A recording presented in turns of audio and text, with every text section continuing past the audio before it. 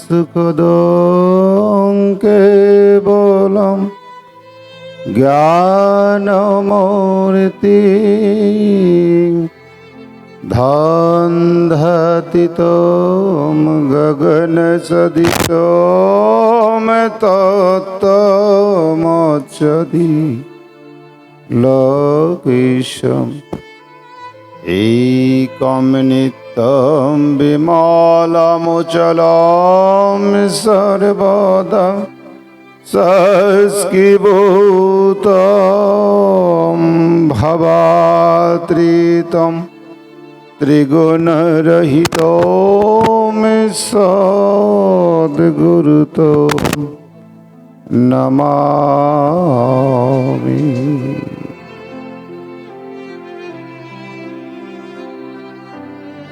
ॐ यस्माज्जातं जगत् सर्वं यस्मिन्नेव विलीयते जनितं दर्शते चैव तस्मै श्रीगुरुवे नमः।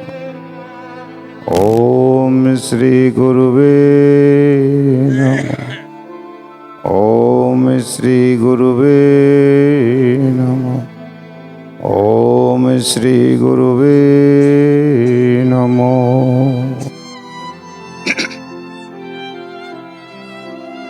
अखण्डमण्डलाकारं व्याप्तं येन चराचरं तत्पदं दर्शितं येन तस्मै श्रीगुरुवे नमः। गुरु ब्रह्मा गुरु विष्णु गुरुदेवो महेश्वर गुरुरेव परमं ब्रह्म तस्मै श्रीगुरुवे नमः।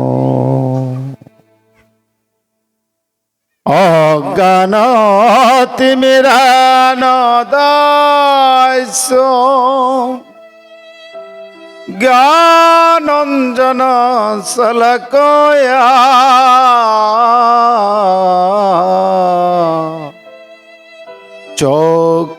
चक्षुरुन्मीलितं येन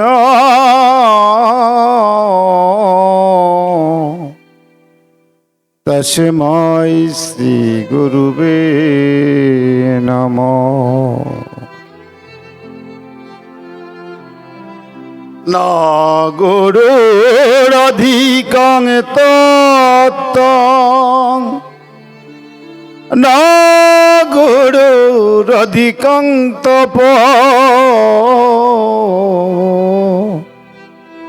तत्त्वज्ञानं परं नास्ति तस्मै श्रीगुरुवे नमः। मन्नासि जगन्नाथ मद्गुरु श्री जगद्गुरु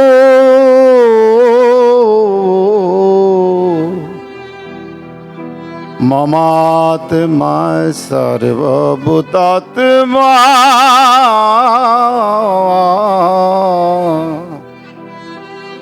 तस्मै श्रीगुरुवे नमः। पूज्यमूलं गुरुपदं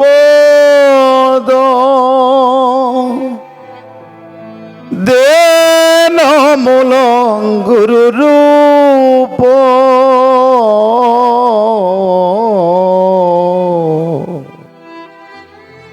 मन्त्रमूलं गुरुवाक्य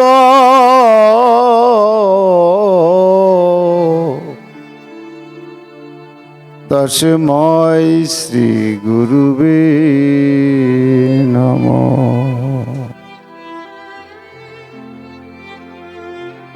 আশ্রিতাম গুরুপদম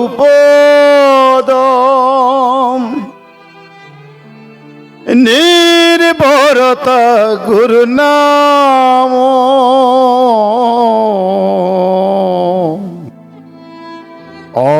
অভয়ব গুরু নির্ভর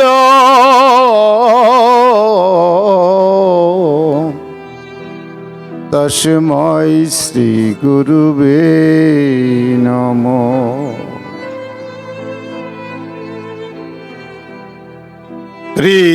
কৃপামূলং গুরু কৃপা দয়ামূলং গুরু দয়া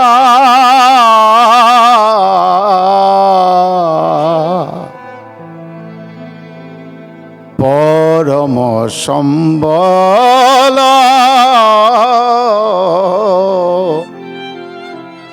মোর গুরু নাম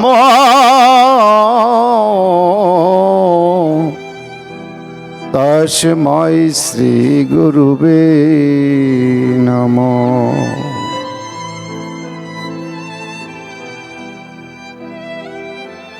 গুরু পরম ব্রহ্ম স্বরূপানন্দন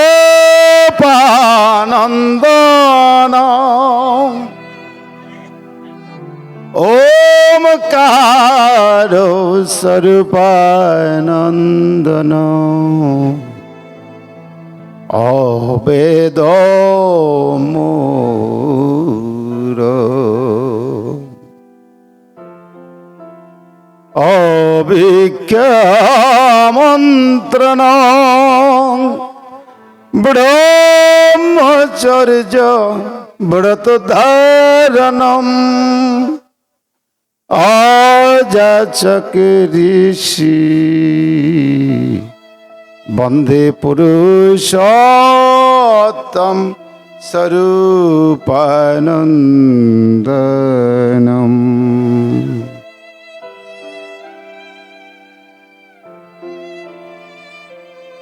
ওমেকং পরমং ব্রহ্ম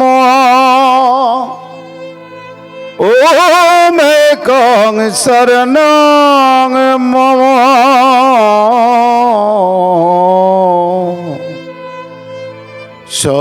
সর্বেষাং মিলনং তস্মৈ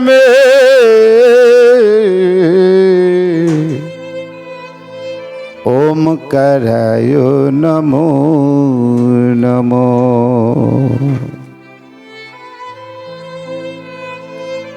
মুখং করোতি বাচালং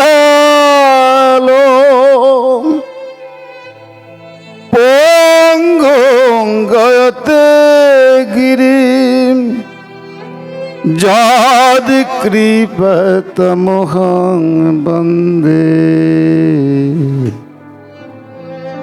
পরমানন্দ স্বরূপানন্দন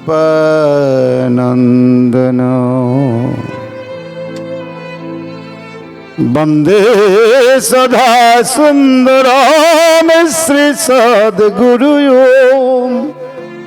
বন্দে সদা সুন্দরম শ্রী সদ্গুরু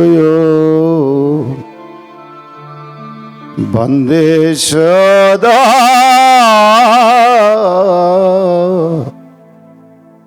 সুন্দরম শ্রী সদ্গুরু।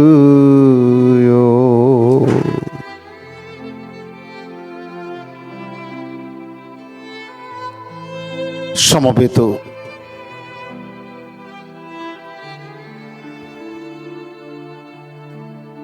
ভক্তমণ্ডলী, সামাইকান্দি অখণ্ড মণ্ডলী অখণ্ড উৎসবের সর্বশেষ পর্ব চরিত্র গঠনমূলক ধর্মীয় সভা। উক্ত সভার পরম সম্মানিত সভাপতি মহোদয়, মঞ্চে উপবিষ্ট অতিথি মণ্ডলী ও আমার মাতৃমণ্ডলী ও ভাতৃমণ্ডলী, সকলকে আমার গুরুজ্ঞানে প্রণাম নিবেদন করছি।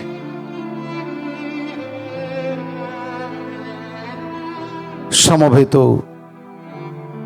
সুধী সজ্জন, আপনারা এতক্ষণ ধরে অনেক কথাই তো শুনলেন, আমি আর কি বলবো। তারপরেও শ্রীগুরুর কথা বলতেও ভালো লাগে, শুনতেও ভালো লাগে। সমবেত সুধী সজ্জন, আজকের আলোচনার পর্বে আমরা একটি কথাই সকলের মুখেই শুনেছি, সেই কথাটি হচ্ছে ভালোবাসা। আমরা আজ ভালোবাসার মধ্যেই থাকি। আমার পরমারাধ্য গুরুদেব স্বামী স্বরূপানন্দ পরমহংসদেব বলছেন, ভালোবাসা দিয়াছ যদি ভগবানে, সবাইকে ভাসিবে ভালো, এই হলো তার মানে। আমরা ভগবানকে ভালোবাসি না এমন লোক কিন্তু এখানে নাই। আমরা সবাই কিন্তু ভগবানকে ভালোবাসি, ভালোবাসি না? কথা বলেন না কেন? ভালোবাসেন? আমরা সকলকে ভালোবাসি না, ভগবানকে ভালোবাসি। কিন্তু পিতা তার পুত্রকেও ভালোবাসে, মাতা তার স্বামীকে ভালোবাসে, সন্তান তার মাকে ভালোবাসে, মা তার সন্তানকে ভালোবাসে। তাই বলা হয়েছে ভাতৃ-ভাতৃণাং কামায়াত, অর্থাৎ এক ভাই জানে আরেকটি ভাই বিবাহ করার পরে সে পৃথক হয়ে যাবে। পিতৃ সম্পদ বন্টনের জন্য ঝগড়া হবে, এমন কি আমার সন্তান দিককে তিনি দেখতে পারবেন না বা ভালোবাসবেন না, সেটা জানে। জানার পরও ভাই ভাইকে ভালোবাসে, বাসে না? মা এবং বাবা জানে যে যেই মেয়েটাকে আমি লালন পালন করছি, এই মেয়েটাকে আমার বিয়ে দিতে হবে। বিয়ে দেওয়ার পরে সেই মেয়েটা আর আমার থাকবে না, আরেকজনের হয়ে যাবে। পিতৃ পিতৃণাং কন্যায়ত কামায়াত, পিতা জানে তার মেয়েটা তার নয়, তারপরেও তিনি তার মেয়েটাকে ভালোবাসে। বৃদ্ধ বৃদ্ধা নাম স্ত্রিয়তনং পুত্রসং কামায়াত, এই বৃদ্ধ বাবা জানে যে এই ছেলের ঘরে যখন সন্তান হবে তখন সন্তানের প্রতি পুত্রের ভালোবাসা চলে যাবে, আর বৃদ্ধ পিতাটাকে তেমন করে ভালোবাসবে না, তারপরেও এই পিতা তার সন্তানকে ভালোবাসে। রাজ্য স্ত্রীথাং রাজ্যনাং রাজ্য স্ত্রীথং প্রজ, রাজা জানে আজ আমি ক্ষমতাশীল, প্রজা আমাকে ভালোবাসে। কাল যদি আমি ক্ষমতাচ্যুত হয়ে যাই, প্রজা আমাকে ভালোবাসবে না, তারপরেও রাজা প্রজাকে ভালোবাসে। গুরু স্ত্রীতরাং শিষ্য স্ত্রীথনম কামায়াত, গুরু জানে এই শিষ্যটা যেহেতু ভগবানের সঙ্গে যুক্ত হয়নি, আমার ভালোবাসা ক্ষণস্থায়ী, তারপরও গুরু তার শিষ্যকে ভালোবাসে। আমি জানি বৃস্ত তিয়াতানাং বৃক্ষতনম ফলম, আমি জানি এই গাছটাতে যদি ফল দেয় গাছটা ভালো, আর গাছটা যদি ফল না দেয় তাকে কেটে ফেলবো। তারপরেও গাছটাকে জেনে বা না জেনে গাছের গোড়ায় আমি জল ঢালি। এই যে ভালোবাসা, তার কারণ কি? তার কারণ শুধু একটি, বক্তা স্ত্রীধনাম ভক্ত প্রিয় পিতানাম ভগবানম কামায়াত। এই জন্যই ভালোবাসে যে প্রত্যেকের মধ্যে ভগবান আছে। ভালোবাসার আর কোনো কারণ নাই। যেই স্বামীকে প্রাণ ভরে স্ত্রী ভালোবাসে, যেই সন্তানটাকে পিতা প্রাণ ভরে ভালোবাসে, যেই মেয়েটাকে পিতা প্রাণ ভরে ভালোবাসে, যেই মাকে সন্তান প্রাণ ভরে ভালোবাসে, যেই গুরু তার শিষ্যকে প্রাণ ভরে ভালোবাসে, যেই রাজা তার প্রজাকে প্রাণ ভরে ভালোবাসে, ভাই ভাইকে ভালোবাসে। কিন্তু যদি আজকে মরে যায় রাত 3টা বাজে, এই 3টার মধ্যেই চিৎকার করে সারা পাড়ার লোক তিনি জমা করবেন, একা থাকতে তিনি ভয় পায়। ও বাবা, যেখানে আমি 60 বছর 70 বছর সঙ্গে ছিলাম, কোনো লোকের প্রয়োজন ছিল না, আরেকজন লোক থাকলে সেখানে আমার ভার মনে হতো। আর আজ সেখানে স্বামীর দেহটা ত্যাগ করার সঙ্গে সঙ্গেই আমার ভয় করছে। কারণটা কি? শুধুমাত্র একটি কারণ ছিল, এখানে তো আর ভালোবাসা থাকে না। থাকে মৃত্যু হওয়ার সঙ্গে সঙ্গেই ভালোবাসা চলে যায়, ভয় চলে আসে।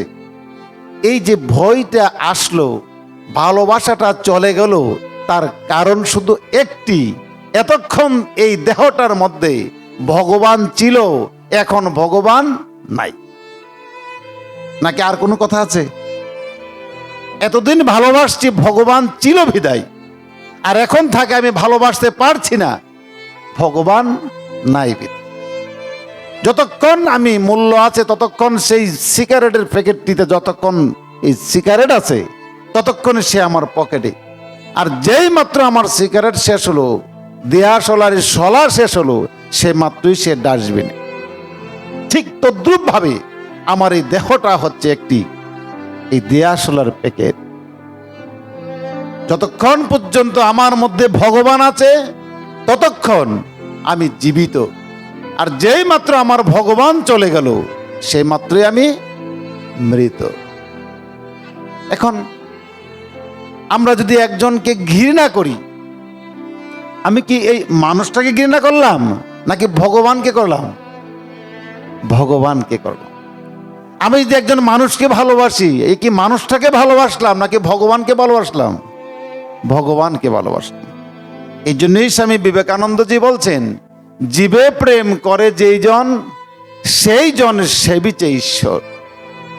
এই জীবের সঙ্গে যতক্ষণ পর্যন্ত প্রেম না হবে, ভালোবাসা না হবে, ততক্ষণ পর্যন্ত ভগবানের আশা নাই।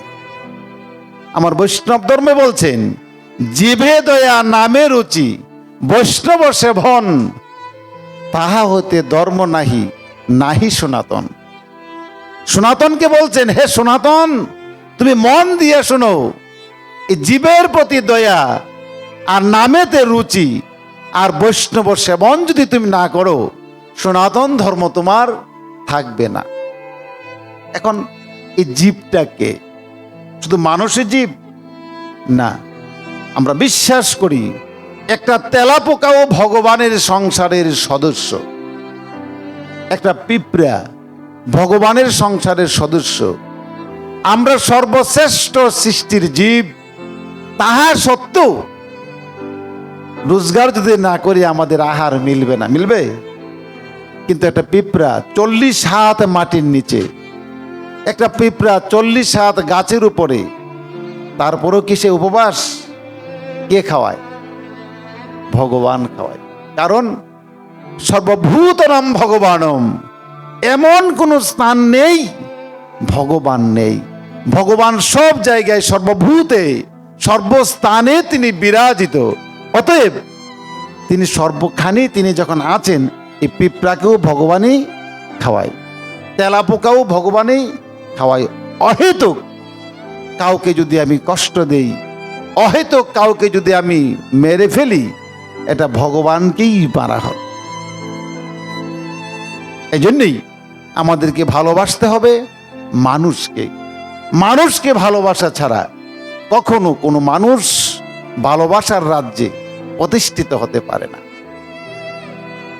আমার গুরুদেব বলছেন, ভালোবাসো তুমি ভগবানকে, ভালোবাসো ভগবানের সৃষ্টিকে, ভালোবাসো ভগবানের পৃথিবীকে। আর এই পৃথিবীকে, সৃষ্টিকে, আর সেই ভগবানের এই পৃথিবীকে যদি আমরা ভালোবাসতে জানি, তবেই ভগবানকেও ভালোবাসা হলো। এখন আমরা ভগবানকে অনেক ভালোবাসি, ভগবানের নাম সকালে বিকাল নাম গুণকীর্তন করি। আর কার্তিক মাসে তো কথাই নাই, ভগবানকে তো ঘুমাতেই দেই না। কিন্তু ভাইকে ভালোবাসি না। ভগবানের অনেক পুজো দেই, কিন্তু মাকে ভালোবাসি না। ভগবানকে ডাকতে ডাকতে একবারে ক্লান্ত, কিন্তু বাবার ঔষধের সময় খবর নাই। এটা কি ভগবানের ভালোবাসা?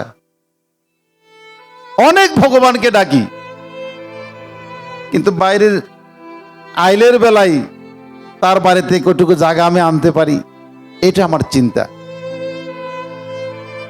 অবশ্যই ন্যায্য জিনিস, যেটি কুরু পাণ্ডবের যুদ্ধ হয়েছিল তার পিতৃ সম্পদ রক্ষার জন্য, নাকি অন্য কিছুর জন্য? কিসের জন্য যুদ্ধ হয়েছিল? কার পিতৃ সম্পদ? পঞ্চ পাণ্ডবের। ভ্রাতা ধৃতরাষ্ট্র আর পাণ্ডু দুই ভাই। ধৃতরাষ্ট্র রাজা আর পাণ্ডু ছিল পূর্বের রাজা। এখন ধৃতরাষ্ট্র রাজত্ব গ্রহণ করে তিনি এমনভাবে বসলেন, তার ভাতিজাদেরকে, অর্থাৎ 5টি ভাতিজা ছিল, তাদেরকে জায়গা দিবে না। ভগবান শ্রীকৃষ্ণ তখন ছিলেন শান্তির দূত। ভগবান শ্রীকৃষ্ণ তখন সেই ধৃতরাষ্ট্রকে গিয়ে বলছিলেন, মহারাজ একটি কাজ করেন। কি করব? আমি শুনছি যুদ্ধের দামামা, যুদ্ধ না করে আমরা চলুন এই 5টি ভাইকে ওই দিকের 5টি গ্রাম দিয়ে দেই, যাতে তারা থাকতে পারে। সেই ধৃতরাষ্ট্র মহাশয় বাসুদেব কৃষ্ণের কথা শুনে তিনি রাজি হলেন। ঠিক আছে কি আছে না বলতে না বলতেই অধিক থেকে দুর্যোধন বলে উঠলেন, বিনা যুদ্ধে নাহি দিব সুচাগ্র মেদিনী। বাসুদেব, তোমার কথায় 5টি গ্রাম দেব না। যুদ্ধ ছাড়া আমি তাকে সুইচের আগার মধ্যে যে একটু জায়গা থাকে, আমি তাহাও দেব না। ভগবান বাসুদেব বললেন, ঠিক আছে, তৈরি হও, যুদ্ধ করো।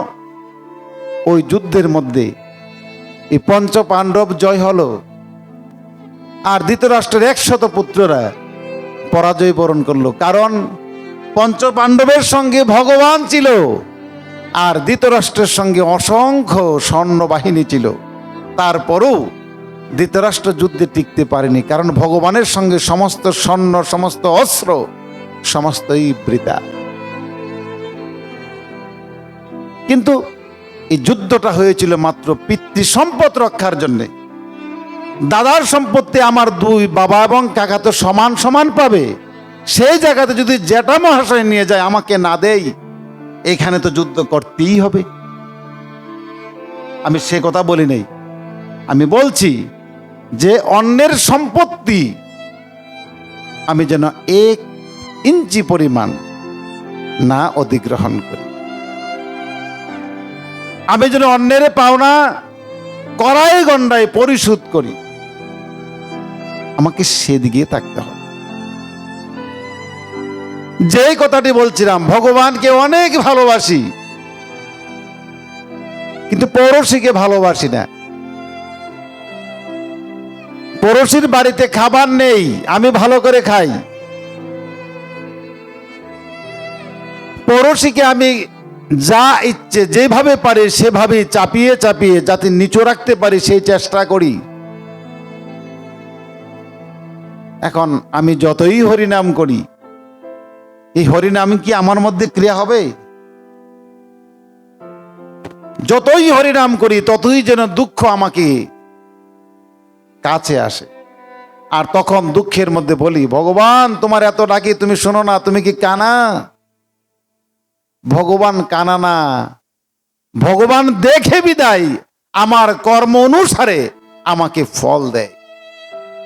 কারণ লোক দেখানো আমি ধর্ম করেছিলাম, আমি প্রকৃত ধর্ম করিনি।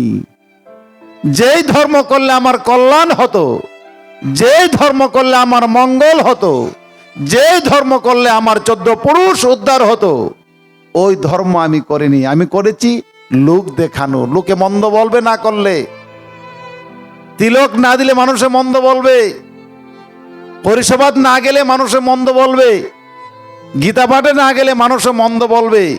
এই মন্দের ভয়ে যে আমি ধর্ম করেছি, এই ধর্মই আমার জন্য কাল হয়ে আছে। ধর্ম করতে হবে, যে কথাটি বলছিলেন, ধর্ম করতে হবে ভালোবাসা দিয়ে, ভগবানকে ভয় করে নয়, ভগবানকে ভালোবেসে আমাকে ধর্ম করতে হবে। এটি কেমন? যেমন বাবা তার পুত্রকে সুন্দর খেলনা এনে দেয়, যেমন একটি শিশুকে তার মা ভালো খেলনা এনে দেয়। কেন দেয়? শিশুটি এটা পেয়ে খুশি হবে নাকি? আর এই শিশুটার খুশিটাই যেন মার একটি আনন্দ, মার একটা পুণ্য। ঠিক তদ্রূপ ভাবে ভগবানকে যদি আমি খুশি করতে চাই, ভগবানকে যদি আমি রাজি করতে চাই, ভগবানকে যদি আমার পক্ষে রাখতে চাই, একমাত্র কাজ হচ্ছে ভগবানকে ভালোবাসা। সমবেত সদী কুরু পাণ্ডবের যুদ্ধ হবে। এখন সুভদ্রা দেবী, সুভদ্রা দেবীকে চিনেন আপনারা? সুভদ্রা দেবী কার বোন? বাসুদেব শ্রীকৃষ্ণের বোন আর অর্জুনের স্ত্রী।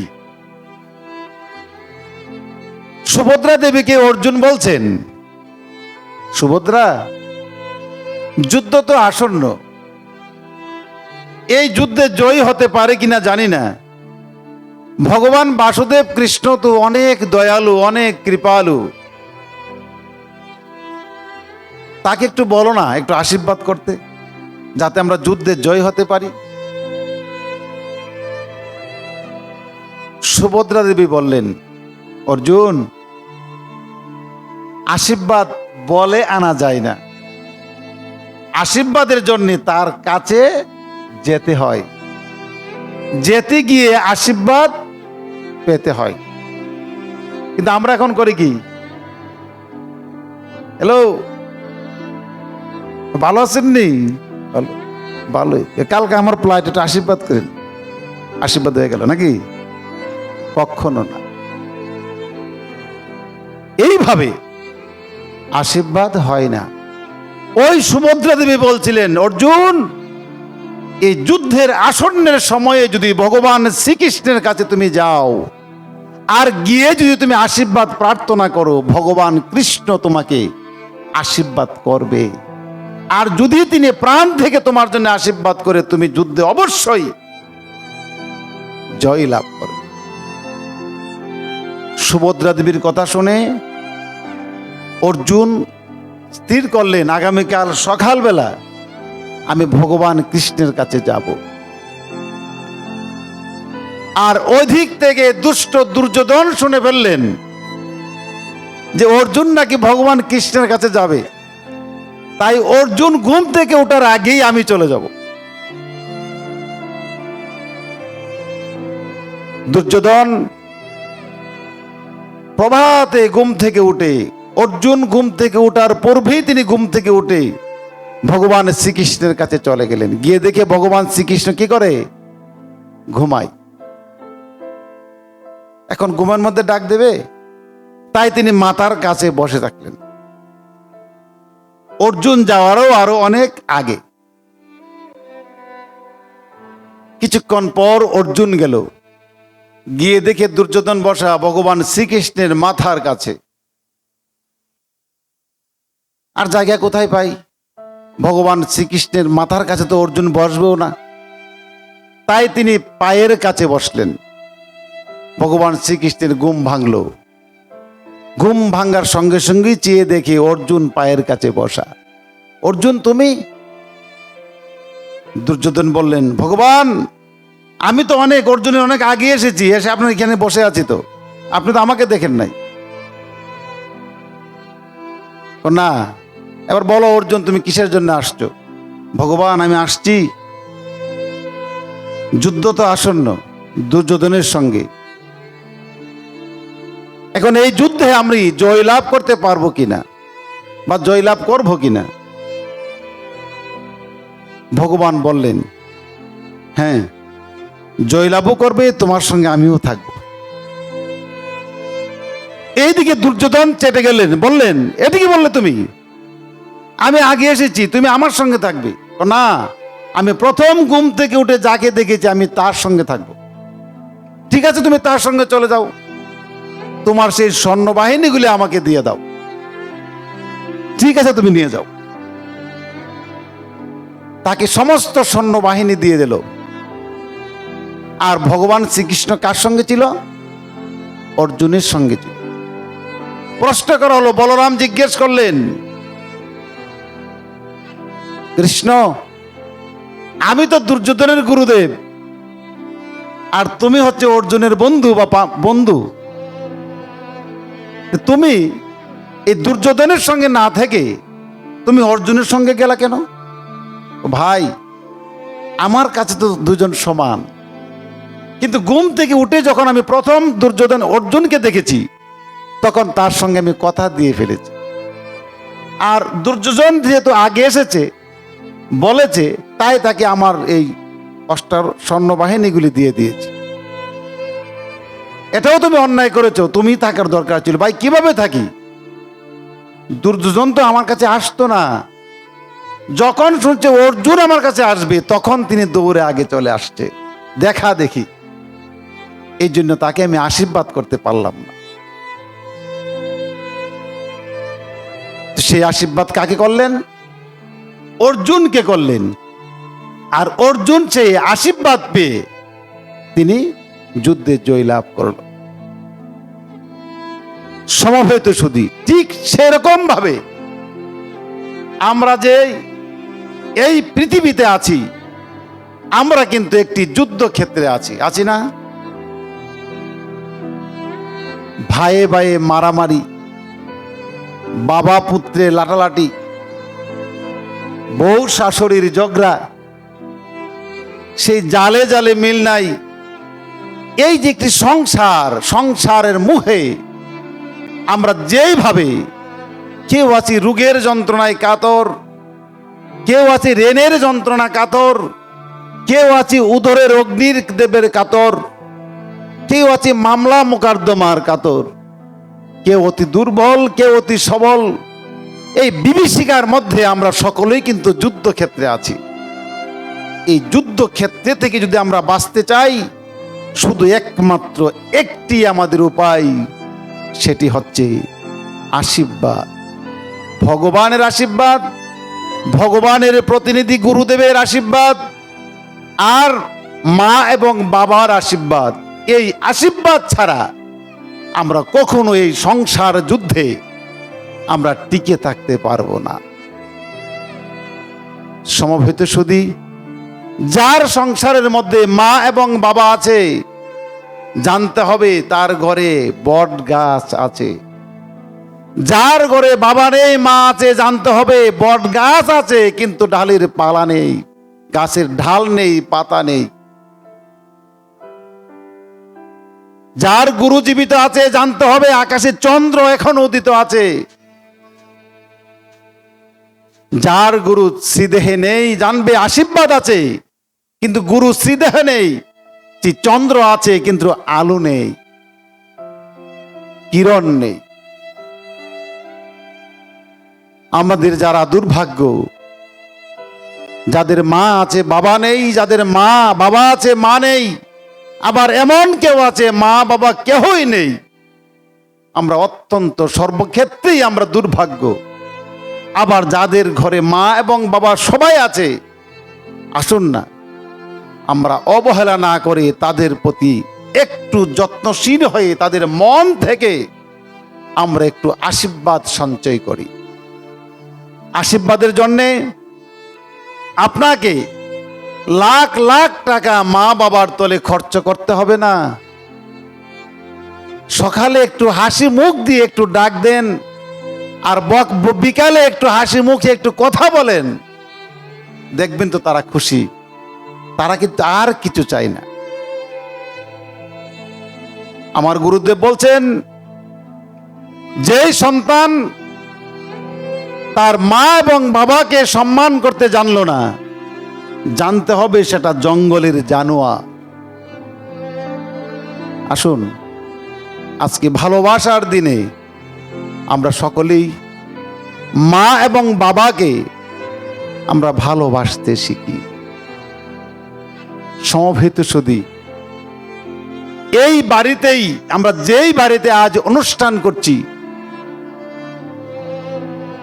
এই বাড়িটা যেমন বড়, আজকে কিন্তু প্যান্ডেলও হয়েছে বড়, নাকি তদ্রুপ ভাবে সাজানো গোছানো হয়েছে বড়।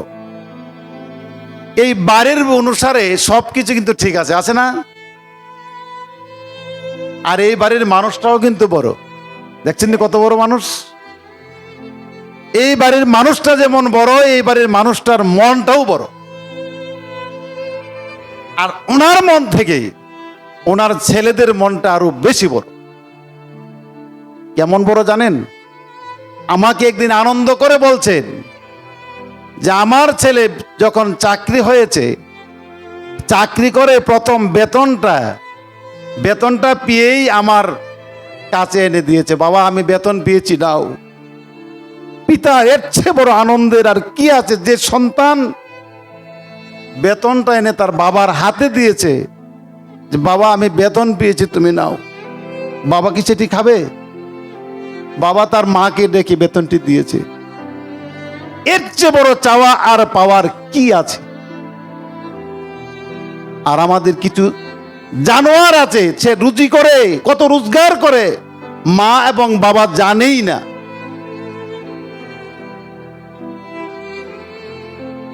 মা এবং বাবা জানেই না এটাও তো পুত্র আর ওইটাও তো পুত্র। এই জন্যই উন্নতি এমনিতেই হয় না। এই যে পিতার অন্তর থেকে আশীর্বাদ নির্গত হয়েছে সন্তানের মাথার উপরে, এই আশীর্বাদেই তারা এগিয়ে যাচ্ছে, আরো যাবে। যত আশীর্বাদ তারা নিবে ততই তারা উপরে উঠবে। আর যেই মাত্র খালি আশীর্বাদের ভান্ডার শূন্য হবে, আশীর্বাদ আর আসবে না, সেই মাত্রই তারা থমকে যাবে। অতএব আশীর্বাদ যাতে নিগৃহীত হয় শুধু তাদের উপর নয়, আমাদের সকলের উপরে। আসুন আমরা সকলে আমাদের মা এবং বাবার কাছে আমরা এমন ভাবেই চলি যেন আশীর্বাদ থেকে আমরা বঞ্চিত না হই। সমবেত সুধী, কথা শুনতে তো অনেক ভালো লাগে, শোনাতেই পূর্ণ হয় না। শোনাতে মনের উৎসাহ জাগে, কিন্তু যদি পালন করতে পারি তবেই পুণ্য লাভ হয়। আমাদেরকে যদি পুণ্য পেতে চাই, পরকালের সুখ পেতে চাই, অবশ্যই অবশ্যই আমার মা এবং বাবা, স্ত্রী তার স্বামী, অবশ্যই তাদেরকে সম্মান করতে হবে। তাদের আশীর্বাদ আমার মাথার উপরে রাখতে হবে। আমার গুরুদেব বলছেন, যেই সন্তান ঘুম থেকে উঠে তার মা এবং বাবাকে প্রণাম করলো না, জানতে হবে এই দিনকার জন্য তিনি আশীর্বাদে বঞ্চিত হলো। আমাদেরকে আশীর্বাদ পেতে হবে, আশীর্বাদ চাইতে হবে। যেই সন্তানের উপরে তার গুরু গোসাই তথা মা বাবার আশীর্বাদ আছে, সে কখনো বিপদগামী হবে না, কখনো সে তার লক্ষ্যস্থান থেকে দূরে যাবে না। অবশ্যই সে তার লক্ষ্যস্থানে পৌঁছতে পারবে, একটু আগে বা একটু পরে। সমবেত সুধী সজ্জন, আমরা গায়ের জুড়ে অনেক কিছুই করি না? আচ্ছা, আমরা কি বিশ্বাস করি যে এই শিবিগ্রহ আমাদের কথা শুনে? বিশ্বাস করি না? করো?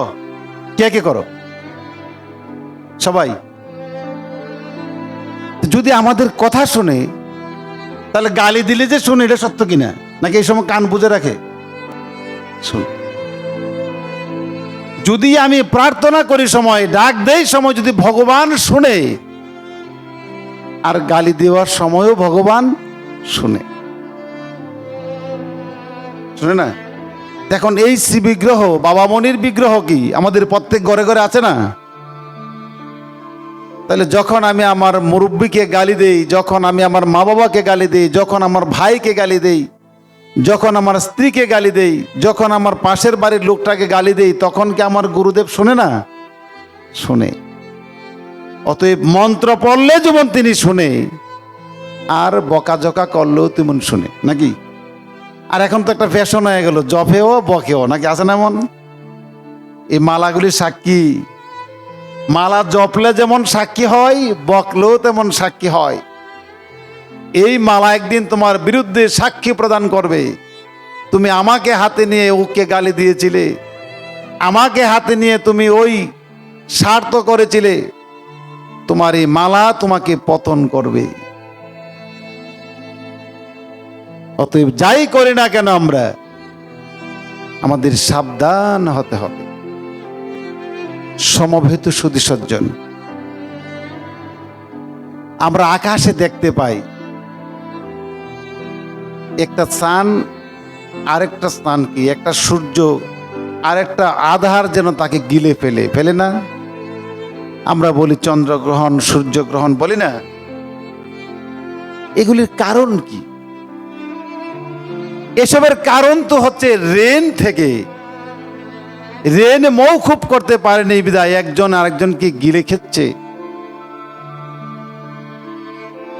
সামান্য একটি অর্তকির জন্য অর্তকি সঞ্চয় করেছিল হরিদাস। যেই হরিদাসের কথা জনি বলছিলেন, এই হরিদাস সামান্য কয়েকটি অর্তকি সঞ্চয় করেছিল। মহাপ্রভু শ্রী চৈতন্য তাকে পরিত্যাগ করেছিল। আর সেখানে দেশে নির্বাচন চলছিল,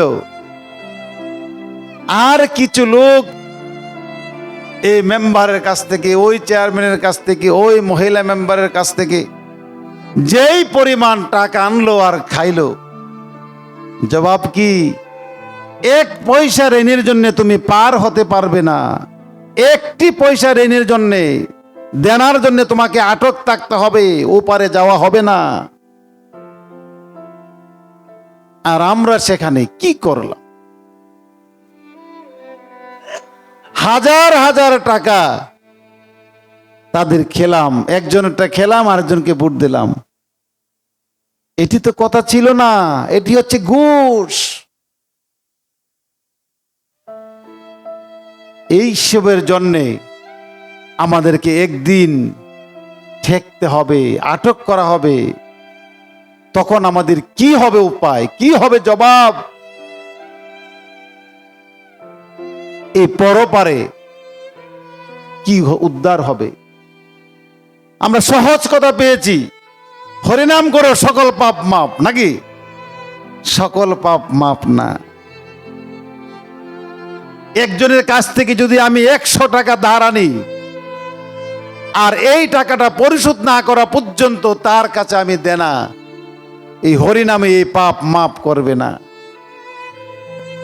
একজনের গাছ থেকে আমি লাউ বা কুমড়া চুরি করে খেয়েছি, আর হরিনাম করার ফলে আমি উদ্ধার হব না, এটা মাপ আমি পাবো না। ভগবান বলছেন, যার কাছ থেকে তুমি ঋণটা করেছো তুমি তার কাছে যাও, গিয়ে তার কাছ থেকে তোমাকে মাফ নিতে হবে। এই মাপ ভগবান দেবে না। আমি একজনকে দুর্বল পেয়ে তাকে আমি আঘাত করেছি, লাথি মেরেছি, একজনকে দুর্বল পেয়ে তাকে আমি গালি দিয়েছি, একজনকে দুর্বল পেয়ে তার সতীত্ব নিয়ে আমি কথা বলেছি। ভগবান বলছেন ওই দুর্বলের কাছে যেতে হবে তোমাকে, গিয়ে তুমি তাকে সেই পরিমাণ ভাবেই তার কাছে মাপ চাইতে হবে যেই পরিমাণ পর্যন্ত তিনি তোমাকে মাপ না দেবে। যেই লোকটাকে তুমি সতীত্ব নিয়ে তুমি গালি দিয়েছো তার পায়ে ধরে তোমার মায়ের মতো মাপ চাইতে হবে। যতক্ষণ পর্যন্ত তিনি তোমাকে মাপ না করবেন ততক্ষণ পর্যন্ত তার পায়ে পড়ে থাকতে হবে। যদি তিনি মাপ করেন, ভগবান বলতেছে আমিও করে দিলাম। আর যদি তিনি মাপ না করে, মাপের আশা নাই। গুরুদেব, ঈশ্বর নিজেই বলতেছে আমি নাই, তোমাকে ওখান থেকে মাপ নিতে হবে। এখন আজকের আলোচনা কি অন্যান্য দিনের মতো নাকি একটু ব্যতিক্রম? ব্যতিক্রম।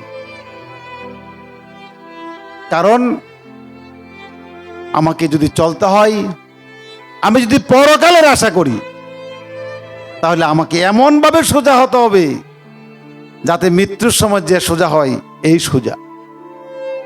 আমরা মৃত্যুর সময় কি সোজা হয় না বাঁকা হয়? কে করে? আর শরীরে শক্তি থাকে না, টাকা কই, পয়সা কই, 10টা ছেলে কই, নির্বাচনের ভোট কই, কারে দিবা ভোট? অনেক দুর্ভাগ্য আছে, টাকা খাইছে, ভোট দিবার আগেই নিয়ে গেছে, ওই বেটা ভোট দিব কারে? ভগবান রে। হলো না। আমরা চরিত্র গঠন আন্দোলন, আমরা চরিত্র গঠন আন্দোলন করি। আমরা স্বরূপানন্দের অনুসারে আমরা যারা, আমরা কখনো আমরা এসব দিকে আমরা মন দেব না। সমবেত শুধু আমাদের নির্বাচন গেছে গত বুধবারে, মেম্বারে 300 টাকা করে দিয়েছে গড় পিছে, না জনে বুট পিছে, বুঝছো পলাশ? 300 টাকা আমাদের সমস্ত পাড়ায় 300 টাকা করে নিয়ে গেছেন। আর আমাদের ঘরে 300 টাকা পাঠিয়েছিল, আমার বড় ভাই ফেরত দিয়েছে।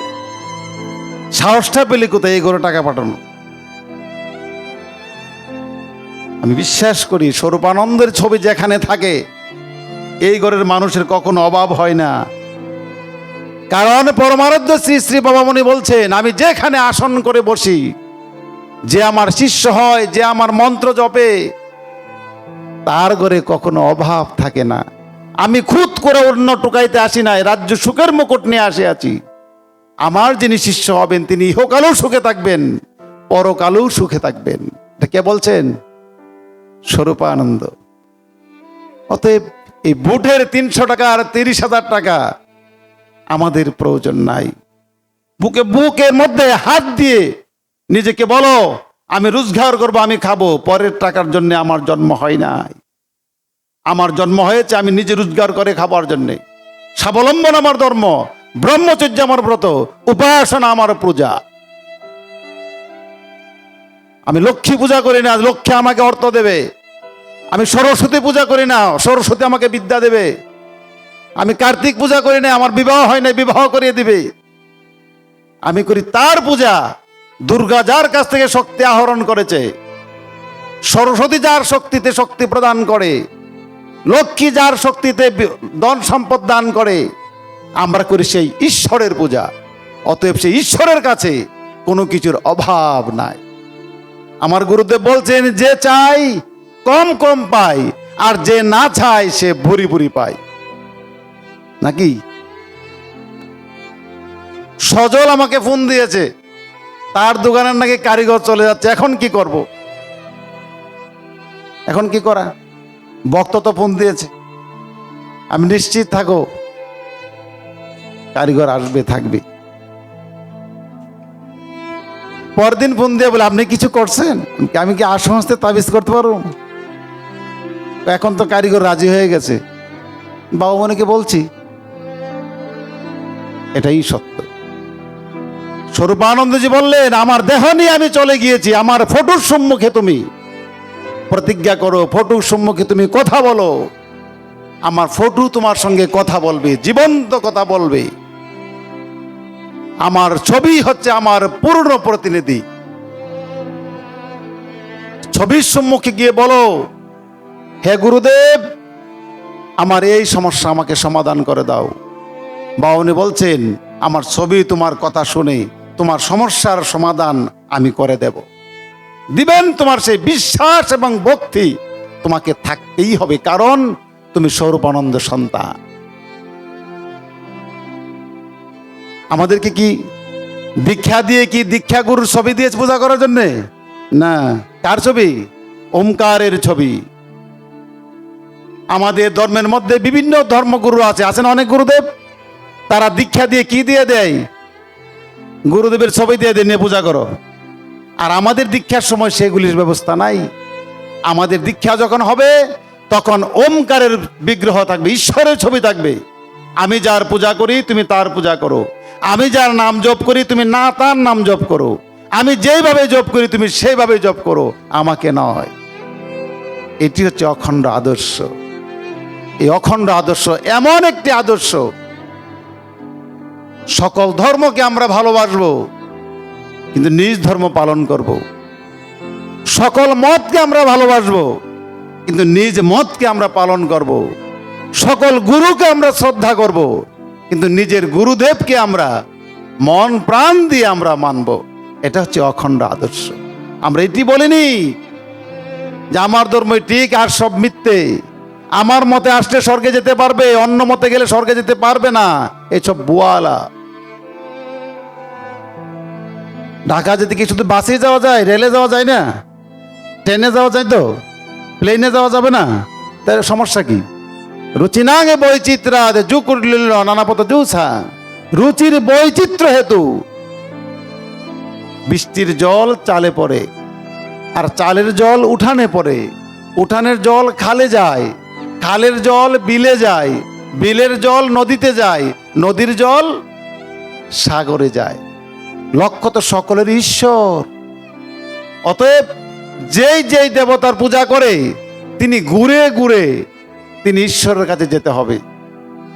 আর যিনি ওমকারের পূজা করে ওমিতিদহং অস্করং ব্রহ্ম, তিনি সরাসরি ভগবানের কাছে যেতে পারে।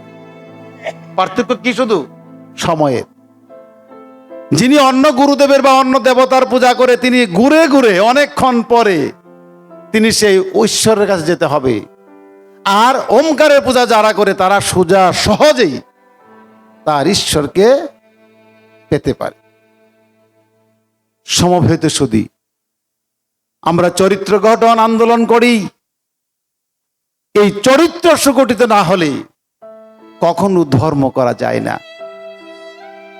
আমার গুরুদেব বলছেন, চরিত্রহীনের ঈশ্বর সাধনা ভুল, স্বদেশ সাধনা মিথ্যা।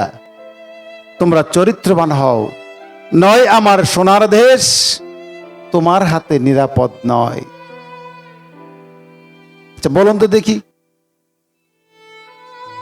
আপনি যেই চেয়ারম্যানের কাছ থেকে 50,000 টাকা খেয়েছেন, এই চেয়ারম্যানের কাছে যদি এখন যান বাড়ির রাস্তাটার জন্য একটু গমের জন্য দিবে, কি বলবে? নাই। আর এখন আমি যদি যাই দিতে বাধ্য, কারণ তারা আমাদের কাছ থেকে টাকা নেই নাই। আপনি গেলে কুকুরের মতো আচরণ করবে, কারণ আপনি তো খেয়ে আসছেন, আরো দিবে। এখন তো এটা বন্ধ না করলে তার টাকাগুলি করতে সংগ্রহ করবে, এই যে টাকা খরচ করলো।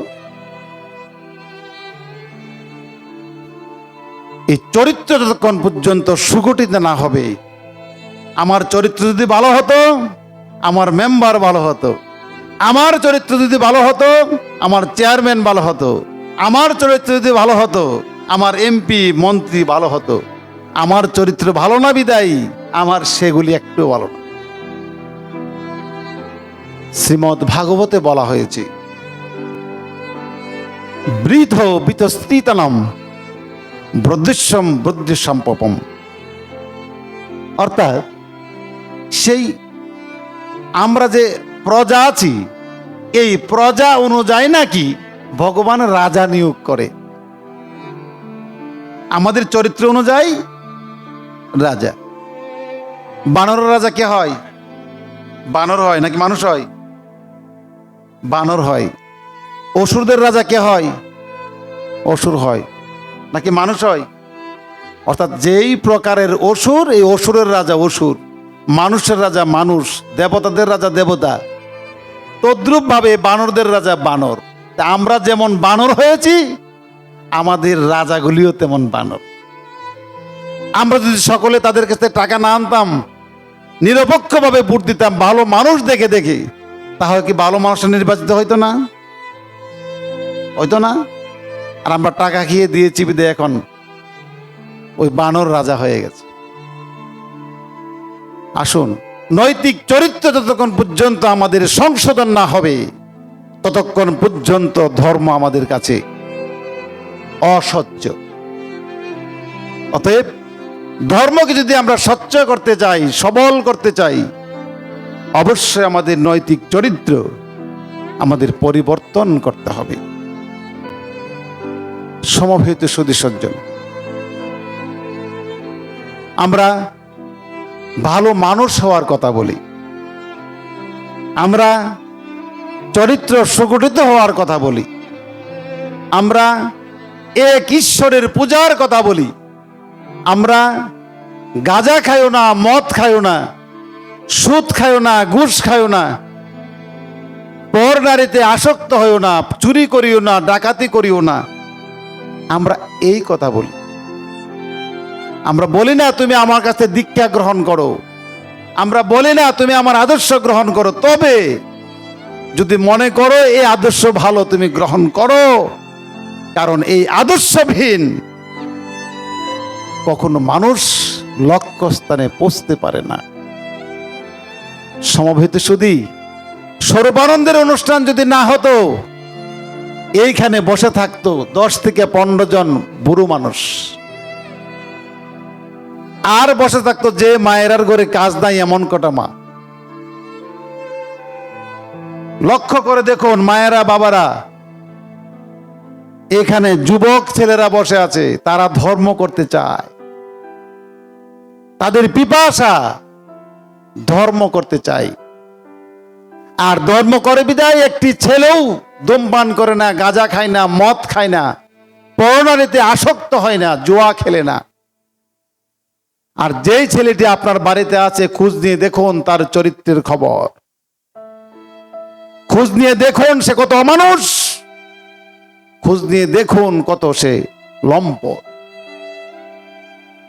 আপনার কাছে নিবেদন, আপনার কাছে আবেদন, যদি ছেলের ভাত খেতে চান, যদি ছেলেটাকে মানুষ করতে চান, অহিংসা সত্যমস্ত শৌচম সঙ্গমে ভজ একম সমাধিত পত্তম ধর্মস্য পঞ্চলক্ষণম। এই সৎসঙ্গ ছাড়া কখনো কোন মানুষ ধার্মিক হতে পারে না। অতএব আপনার ছেলেটাকে এই একটি ভালো ছেলের সঙ্গে দিন।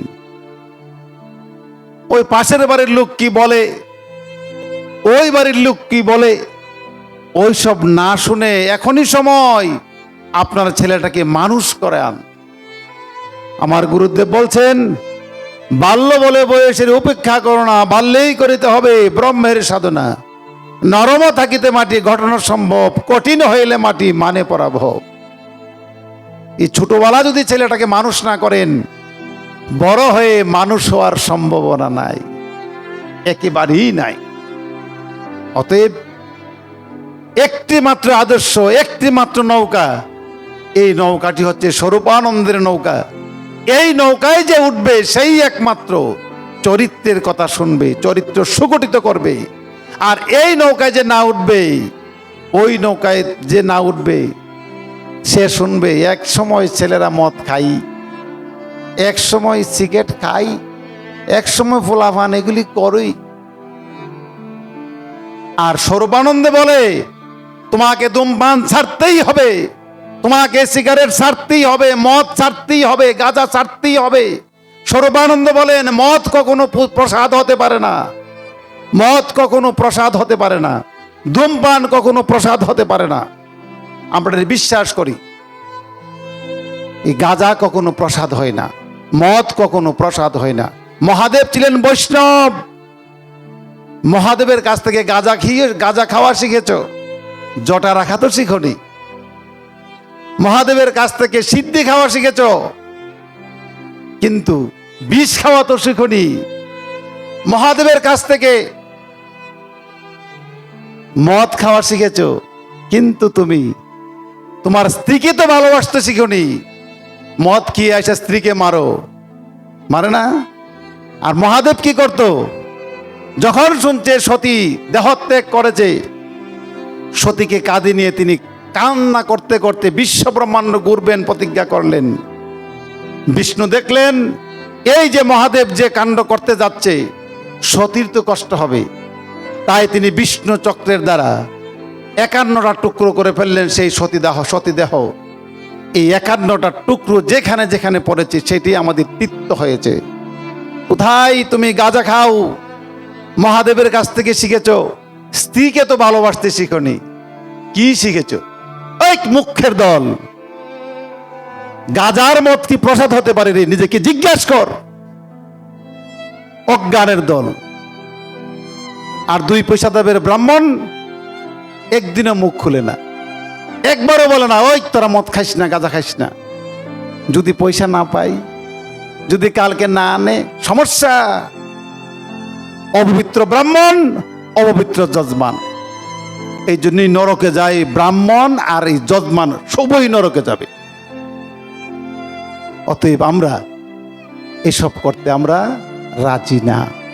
আমার গুরুদেব বলছেন শুদ্ধ দেহে শুদ্ধ মোর নিত্য করে ভাস, শুদ্ধ দেহে প্রভু মোর সহজে প্রকাশ।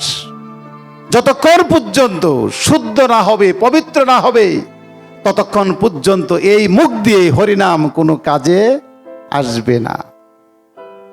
কথাগুলি বুঝে আসে না। বুঝে না আসারও কারণ বাপ দাদা 14 গোষ্ঠীর মধ্যে লেখাপড়া করে নাই। এখন যেও কুদ্দুর লেখাপড়া করেছে, সেও তো ওই আমাদের কথাগুলি যেন কেমন লাগে, টক টক লাগে। যখন কয়দিন পরে মেয়ে বড় হয়ে যাবে, মুসলমানের ছেলের হাত ধরে চলে যাবে, তখন আমাদের কথা কাজে লাগবে, টক টক লাগবে না। যখন ছেলে রোজগার করে মদ খেবে টাকা রুডে পড়ে থাকবে, তখন আমার কথা মনে পড়বে, উনি তো বলছিল দিলাম না। যখন মেয়েটা পর ছেলে নিয়ে চলে যাবে, যখন ছেলেটা মুসলমান মেয়ে বাড়িতে নিয়ে আসবে, তখন সুখেনের কথা মনে পড়বে, এখন মনে পড়বে না। তাই স্বরূপানন্দ বললেন, স্বরূপানন্দকে এখন কেউ চিনেনি, চিনবে সেদিন যেদিন তার কাজে আসবে সেদিন। অতএব আসুন, এখনো সময় আছে, আমরা আমাদের ছেলেগুলিকে মেয়েগুলিকে মানুষ করি। আপনারা তন্ন তন্ন করে লক্ষ্য করে দেখবেন, এই অঞ্চলে পর্যন্ত কম ঘরে হলো 1000 শিষ্য আছে স্বরূপানন্দের, একটা ছেলে বা একটা মেয়ে কি মুসলমান হয়েছে? হওয়ার সম্ভাবনা নাই। কৃষ্ণ কৃষ্ণ করবেন, কৃষ্ণকে চিনবেন না, বুঝবেন না, আপনার ছেলে মুসলমান হতে বাধ্য। কারণ তার ধর্ম সে জানে না। ছেলেটাকে সবসময় আপনি পেয়ারা খেয়ে খাওয়াইছেন, আপেল খাওয়াননি, তাই সে পেয়ারা খেতে খেতে মুখ এমন হয়েছে, আজকে যখন আপেলের সন্ধান পেল ও গয়াম ফেলে দিল। ঠিক তদ্রুপ ভাবে আপনাকে তাকে প্রকৃত ধর্ম তার কাছে দিতে পারেননি। প্রকৃত ধর্ম সে বুঝেনি। যারে ধরুন আরেকটি ধর্মের কথা সে বুঝে ধর্মান্তরিত হয়ে গেল, এটা সেই ছেলেটির দোষ নিয়ে। দোষ কার? মা আর বাবা। মা আর বাবা ওই ছেলেটিকে সেই প্রকৃত ধর্মের সন্ধান দিল না। কুরু পাণ্ডবের যুদ্ধ হবে, দুর্যোধন তার মায়ের কাছে গেছে, মাকে গিয়ে বলল, মা তুমি আমাকে আশীর্বাদ করো, আমি যুদ্ধের জন্য জয় হতে পারি। মা বললেন, নিঃসংশয় মিথ্যা নয়, যথা ধর্ম তথা জয়। দুর্যোধন তুমি আমার পুত্র হতে পারো, আমি আশীর্বাদ করলে অবশ্যই আশীর্বাদ কাজে আসবে, কারণ আমি শ্রীকৃষ্ণের ভক্ত। কিন্তু আমি আশীর্বাদ করলেও আমি তোমাকে আশীর্বাদ করব না, কারণ তুমি অধর্ম করো। যেই মা গান্ধারী আশীর্বাদ করলে চোখ দিয়ে চাওয়ার সঙ্গে সঙ্গে সমস্ত শরীর পাথর হয়ে গেল, কোথাও বান নিক্ষেপ হয়নি। এই মা যেই মা শ্রীকৃষ্ণকে অভিশাপ করেছিল, অভিশাপ লেগেছে, এই মা যদি দুর্যোধনকে আশীর্বাদ করত, আশীর্বাদ কি লাগতো না? সেই মা আশীর্বাদ করেনি। মা বললেন, নিঃসংশয় মিথ্যা নয়, যথা ধর্ম তথা জয়। তুমি যুদ্ধে যাও, তাতে আমার আপত্তি নাই, কিন্তু তুমি যদি ধর্মে থাকো তোমার জয় হবে, আর অধর্ম গেলে তুমি পরাজয় হবে। 100 পুত্র হয়েও তিনি মৃত্যুবরণ করলো, মা আশীর্বাদ করলো না। আর পঞ্চপাণ্ডব দেবরের ছেলেকে সেই গান্ধারী আশীর্বাদ করে দিলেন, যাও যুদ্ধে যাও, যদি ধর্ম থাকে তুমি জয় হবে। সেদিন পঞ্চপাণ্ডবের সঙ্গে ধর্ম ছিল, তাই তারা জয় হয়েছে। আর এই ধৃতরাষ্ট্রের ছেলেদের ধর্ম ছিল না, তাই যুদ্ধে জয় হতে পারেনি। সমবেত সুধী, মোটামুটি বেলা চলে গেল। দেরি করেছি কেড়ে জানেন? 11টা বাজে সবজি পোলাও খেয়ে খাওয়াইছি। পেটে তো খিদে লাগার কথা না, যদি 8টা বাজে খাইতেন পেটে খিদে লাগতো, ঠিক না? এই জন্য একটু দেরি করছি। এখন সর্বশেষ আর একটি কথা বলেই আমি আমার বক্তব্য শেষ করতে চাই। আমার কথা কি খারাপ লাগতেছে? সর্বশেষ কথাটি হচ্ছে, আমরা সকলে কিন্তু ধর্ম করি। কত সুন্দর দেখা যায়, অনেক মায়েরা তিলক করে আছে, মালা আছে গলায়, আছে না? সবাই কিন্তু ধর্ম করে। এই ধর্মটা কি প্রকৃত ধর্ম হয় কি না, এটাই সন্দেহ। সেই দ্রৌপদী ভগবান কৃষ্ণের কাছে গেলেন। দ্রৌপদী ভগবান কৃষ্ণকে তিনি ভালোবাসতেন। গিয়ে বললেন, ভগবান তুমি তো জানো আমি তোমার সখী, আমি তোমাকে ভালোবাসি। তুমি আমাকে এমন একটি ব্রতের কথা বলো, যেই ব্রত করলে আমি আমার স্বামী যুদ্ধে জয় হতে পারে। ভগবান শ্রীকৃষ্ণ বললেন, দ্রৌপদী তুমি চলে যাও, এবং আমি তোমার একটা ব্রতের কথা বলি। সে ব্রত খুব সহজ। কি ব্রত? তুমি যদি যুদ্ধে জয় হতে পারো, তাহলে তুমি বৈষ্ণব সেবা দিও। কি সেবা? বৈষ্ণব সেবা দিও। ঠিক আছে, তাই হবে। যুদ্ধে জয় হলো। দ্রৌপদী তার ভগবানের কাছে গেল, গিয়ে বললেন, ভগবান যুদ্ধ তো জয় হয়েছি, এখন বৈষ্ণব সেবার নিয়ম কি, কিভাবে দেব? কে সেই বৈষ্ণব? বলল, বৈষ্ণবকে জানো কে? তুমি রাস্তা দিয়ে যাওয়ার সময় রাস্তার মোড়ের মধ্যে দেখবে একটি লোক জুতা সেলাই করছে, সে হচ্ছে বৈষ্ণব। তাকে নিমন্ত্রণ করে তুমি খাওয়াবে। আর খাওয়াবে যে 51 আইটেম। কয়টা? 50-এর কম না 50-এর বেশি? 50 থেকে একটা বেশি, অর্ধশতের চেয়েও বেশি। 51টা আইটেম করে তুমি তোমার বৈষ্ণব সেবা দেবে। বৈষ্ণব সেবা দেব, তারপরে বৈষ্ণব সেবা আমার হচ্ছে কি না হচ্ছে আমি কিভাবে বুঝবো ভগবান? তাই বৈষ্ণব সেবা দেওয়ার পরে যখন দেখবে স্বর্গের দুবদুবি অর্থাৎ ঘন্টা বাজতেছে, তখন জানবে তোমার বৈষ্ণব সেবা হয়েছে। ঠিক আছে, তাই হবে। সেই রোহিদাস মচিকে নিমন্ত্রণ করা হলো। সারাদিন তিনি সেই আয়োজন করলেন। ভোরবেলায় নয়, রাত 3টা থেকে তিনি পাক করতে আরম্ভ করলেন। 51 আইটেম কি কম কথা?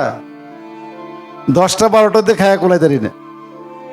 51 আইটেম করেছে, বৈষ্ণব সেবা দিবে। বৈষ্ণব চলে আসলো, সমস্ত আয়োজন তাকে দেওয়া হলো। বৈষ্ণব কি করলেন জানেন? সমস্ত আইটেম একসঙ্গে করে তিনি মেখে ফেললেন। মেখে তিনি প্রসাদ পেতে আরম্ভ করলেন। দ্রৌপদী একটু দূরে দাঁড়িয়ে আছে, দাঁড়িয়ে বলছে, হাই রে ছোট জাত। রোহিদাস মচি কোন জাত? ছোট জাত। চর্মকারের ছেলে তো, এই জন্য বলছেন ছোট জাত। হাই রে ছোট জাত, যদি একটু একটু করে মুখে দিত তো সব স্বাদ পেত।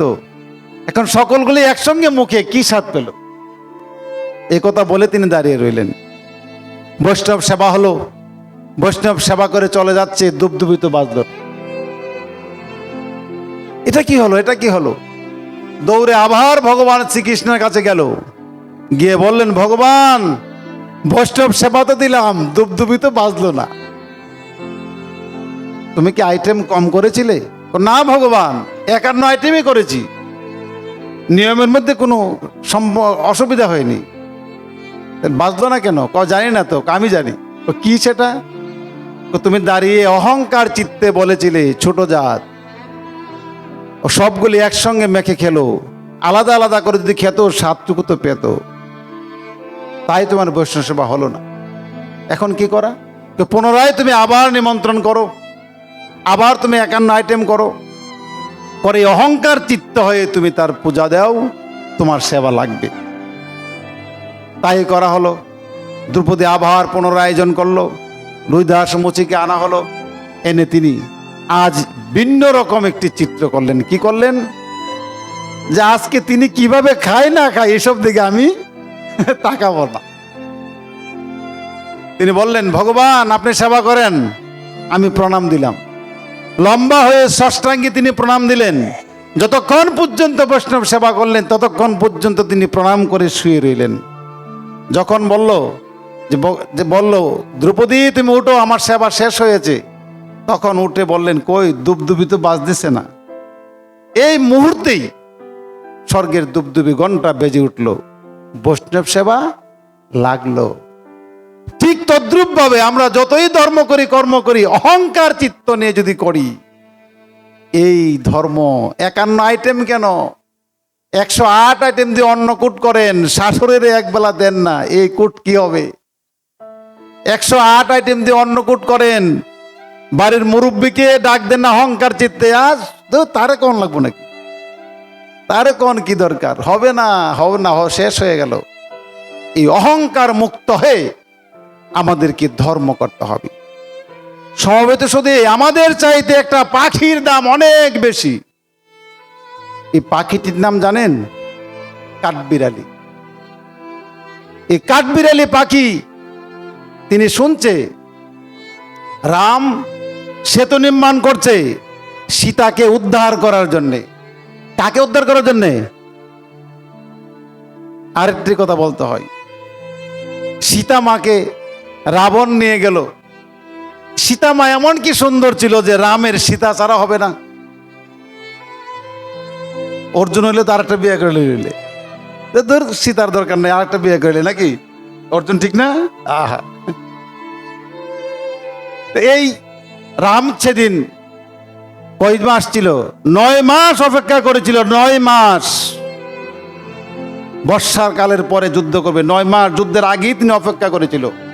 কিন্তু সীতা মাকে ছাড়া তিনি অন্যত্র মুখ দিলেন না। এটা হলো সতীপতি। সতী যেমন নারী আছে, সতী তেমন পতিও আছে। তিনি অন্যদিকে মুখ দিলেন না, সীতাকে চাই।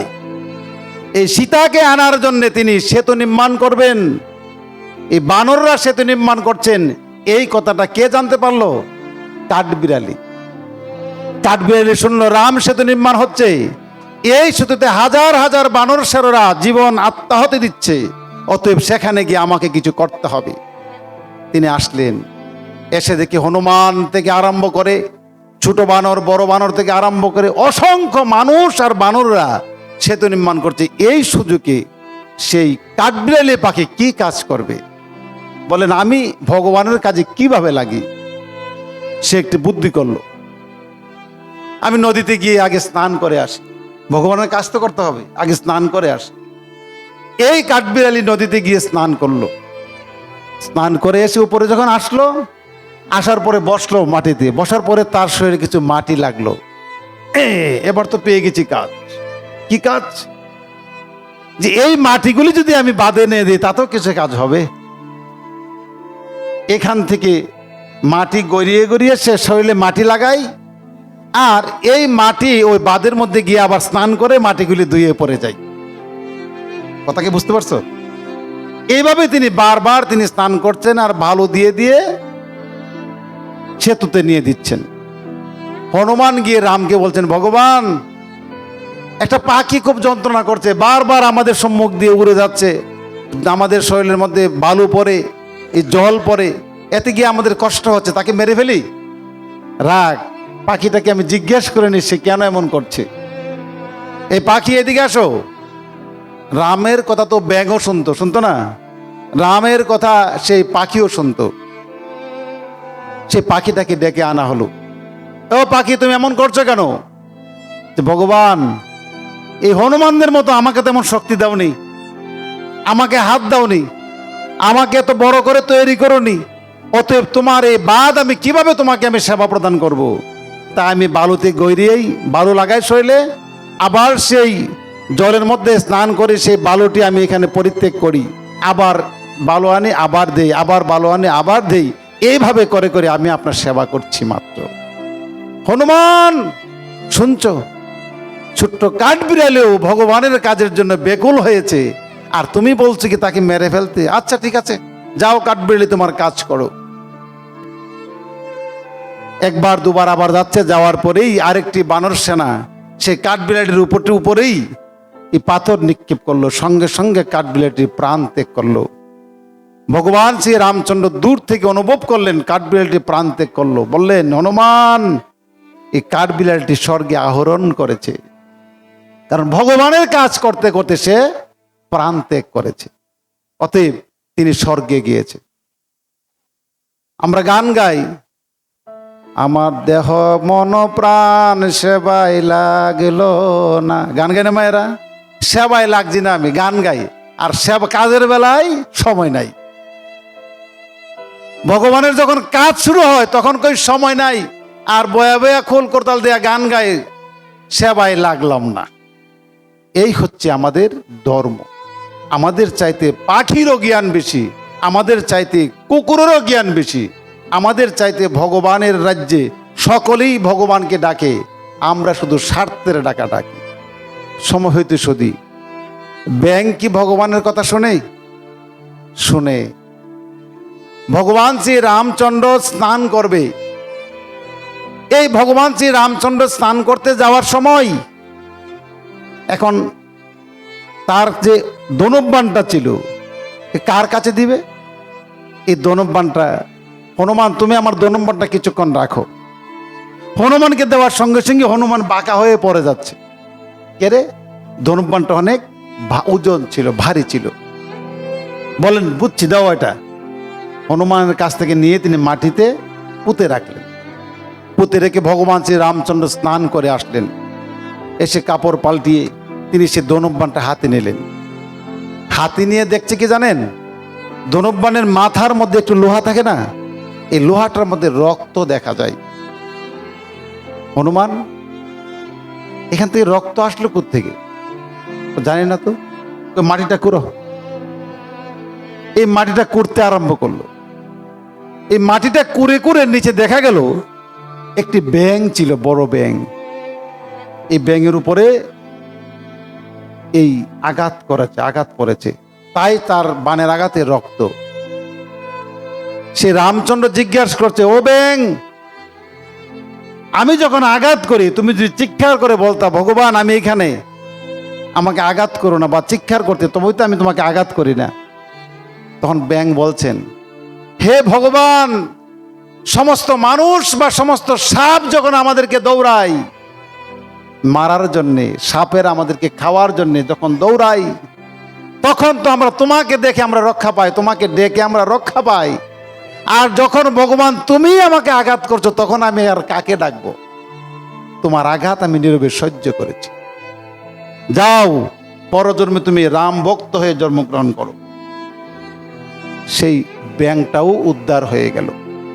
কিন্তু আমরা কেমন মানুষ হয়েছি, যে মানুষ আমার উপরে নির্ভর করে, ঠিক তদ্রুপ ভাবে আমরা কিন্তু তারই ক্ষতিটা বেশি করি না? না, নির্ভরশীলকে ক্ষতি করা, ভগবান বলছেন এর চাইতে বড় ক্ষতি জগতে আর কেউ নাই। একটা ছেলে আমাকে বিশ্বাস করে, একটা ছেলে আমাকে আনুগত্যশীল, আমি যদি তাকে কুপরামর্শ দিয়ে বিপদগামী করি, ভগবান বলছেন তোমার চাইতে বড় বিপদ আর পৃথিবীতে কেউ নাই। আনুগত্যশীলেরকে বিপদগামী করার মতো বিপদ এই জগতে আর কেউ নাই। সমবেত শুধু আপনার ছেলে আপনার মেয়েগুলি আপনার দিকে তাকিয়ে আছে। আপনি যদি তাদেরকে বিপদগামী করেন তারা বিপদগামী হবে, আপনি যদি তাদেরকে ভালো করেন তারা ভালো হবে। অতএব সব কিছুর দায় মা আর বাবা। প্রণাম।